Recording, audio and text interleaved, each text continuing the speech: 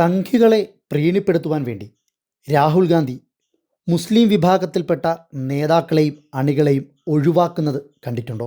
അല്ലെങ്കിൽ തള്ളിപ്പറയുന്നത് കണ്ടിട്ടുണ്ടോ? ഒരുപക്ഷെ മുൻനിര മാധ്യമങ്ങളൊന്നും ഈ ഒരു ദൃശ്യം അല്ലെങ്കിൽ ഈ ഒരു വാർത്ത അത് വാർത്തയായി തന്നെ റിപ്പോർട്ട് ചെയ്ത് കാണില്ല.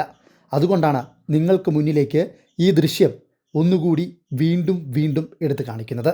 കഴിഞ്ഞ തവണ രാഹുൽ ഗാന്ധി കേരളത്തിൽ വന്നപ്പോൾ, അതായത് മഹാപഞ്ചായത്ത് എന്ന് പറയുന്ന കോൺഗ്രസിൻ്റെ ആ ഒരു സമ്മേളനത്തിൽ പങ്കെടുക്കുവാൻ വേണ്ടി രാഹുൽ ഗാന്ധി കേരളത്തിലേക്ക് എത്തുമ്പോൾ, രാഹുൽ ഗാന്ധിയെ ആനയിക്കുവാൻ വേണ്ടി കേരളത്തിലെ KPCCയുടെ കോൺഗ്രസിൻ്റെയൊക്കെ മുൻനിര നേതാക്കന്മാരെല്ലാം എയർപോർട്ടിൽ കാത്തു നിൽക്കുന്നുണ്ടായിരുന്നു.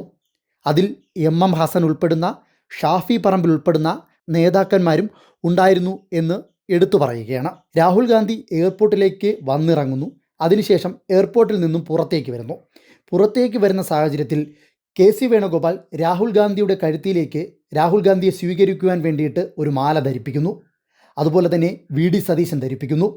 അങ്ങനെ ഓരോരുത്തരായി നേരിട്ട് രാഹുൽ ഗാന്ധിയുടെ കഴുത്തിൽ തന്നെ ഇത്തരത്തിലുള്ള സ്വീകരിക്കാൻ വേണ്ടിയിട്ടുള്ള മാലകൾ ചാർത്തുകയാണ്. പക്ഷേ MM ഹസൻ കഴുത്തിലേക്ക് ഇത്തരത്തിലൊരു സ്വീകരണ മാല ഇടാൻ വരുമ്പോൾ ഉടനടി രാഹുൽ ഗാന്ധി കയ്യിൽ കയറി പിടിക്കുകയും അതുപോലെ തന്നെ ആ സ്വീകരണമാല കയ്യിലേക്ക് വാങ്ങിക്കുകയും ചെയ്യുന്നു. അതുപോലെ തന്നെയാണ് ഷാഫി പറമ്പിൽ കുറച്ചുകൂടി എളുപ്പനായി മാറുന്നൊരു സാഹചര്യവും അവിടെ ഉണ്ട്. ഷാഫി പറമ്പിൽ തൻ്റെ കൈകൾ കൊണ്ട് ഒരു പഞ്ച് രാഹുൽ ഗാന്ധിയുടെ കൈകളിലേക്ക് നടത്തുവാൻ ശ്രമിക്കുന്നു. അവിടെയും രാഹുൽ ഗാന്ധി മടിക്കുന്ന ദൃശ്യം നമുക്ക് മുന്നിൽ കൃത്യമായി കാണാൻ സാധിക്കും. അതും കഴിഞ്ഞിട്ടാണ് ഷാഫി പറമ്പിൽ രാഹുൽ ഗാന്ധിയുടെ കഴുത്തിലേക്ക് സ്വീകരണമാല അണിയിക്കാൻ പോകുന്നത്. അതും രാഹുൽ ഗാന്ധി കൈകൊണ്ട് തടയുന്നു. എന്നിട്ട് ആ സ്വീകരണമാല കയ്യിലേക്ക് വാങ്ങുന്നു. അത് കഴിഞ്ഞ് പിന്നെയും നേതാക്കന്മാരെ കാണുന്നുണ്ട്. ആ നേതാക്കന്മാരൊക്കെ രാഹുൽ ഗാന്ധിയുടെ കഴുത്തിൽ തന്നെയാണ് സ്വീകരണമാലകൾ അണിയിക്കുന്നത്. പക്ഷേ കൃത്യമായി തന്നെ രാഹുൽ ഗാന്ധിക്കറിയാം ഇതിൽ ആരൊക്കെയാണ് മുസ്ലിം നാമധാരികളെന്ന്.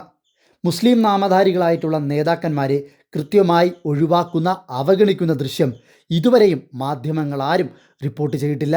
എന്തിനേറെ പറയുന്നു, ഓൺലൈൻ മാധ്യമങ്ങൾ പോലും ഇതുവരേക്കും റിപ്പോർട്ട് ചെയ്തിട്ടില്ല. പക്ഷേ ഇത്തരം ദൃശ്യങ്ങൾ ജനങ്ങൾ മനസ്സിലാക്കുവാൻ വേണ്ടി കാണിക്കുകയാണ്.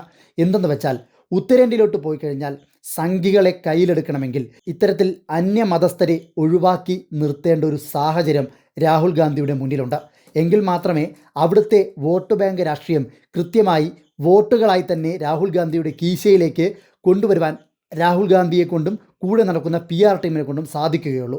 അതുകൊണ്ട് തന്നെയാണ് കൃത്യമായി ഷാഫി പറമ്പിൽ അടങ്ങുന്ന, MM ഹസൻ അടങ്ങുന്ന മുസ്ലിം നാമധാരികളായ കോൺഗ്രസിൻ്റെ കരുത്തുറ്റ നേതാക്കന്മാരെ വെറും ഇളിഭ്യന്മാരാക്കിക്കൊണ്ട് ഇത്തരത്തിൽ സംഘികൾക്ക് വേണ്ടിയിട്ടുള്ള മുട്ടിലിഴയുന്ന പരിപാടി രാഹുൽ ഗാന്ധി കാണിച്ചിരിക്കുന്നത്. ഇനിയെങ്കിലും അരിയാഹാരം കഴിക്കുന്ന കേരളത്തിലെ സാധാരണക്കാരായ ജനങ്ങൾ ചിന്തിക്കുക. രാഹുൽ ഗാന്ധി അടങ്ങുന്ന കോൺഗ്രസ് നേതാക്കന്മാരെല്ലാം BJPക്കാരുടെ വോട്ട് കൊണ്ടാണ് ഇന്ന് ഈ നിലയിൽ തുടർന്നു പോകുന്നത്. അല്ലെങ്കിൽ അവർക്ക് മുന്നോട്ട് പോകുവാൻ കോൺഗ്രസ്സുകാരെ അല്ല ആവശ്യം, മറിച്ച് കൃത്യമായ സംഘപരിവാർ ബന്ധമാണ് ആവശ്യം, സംഘികളെയാണ് അവർക്കാവശ്യം എന്നുള്ള ആ ഒരു സത്യം ഇനിയെങ്കിലും മലയാളികൾ, സാക്ഷര കേരളത്തിലെ ജനങ്ങൾ തിരിച്ചറിയുക.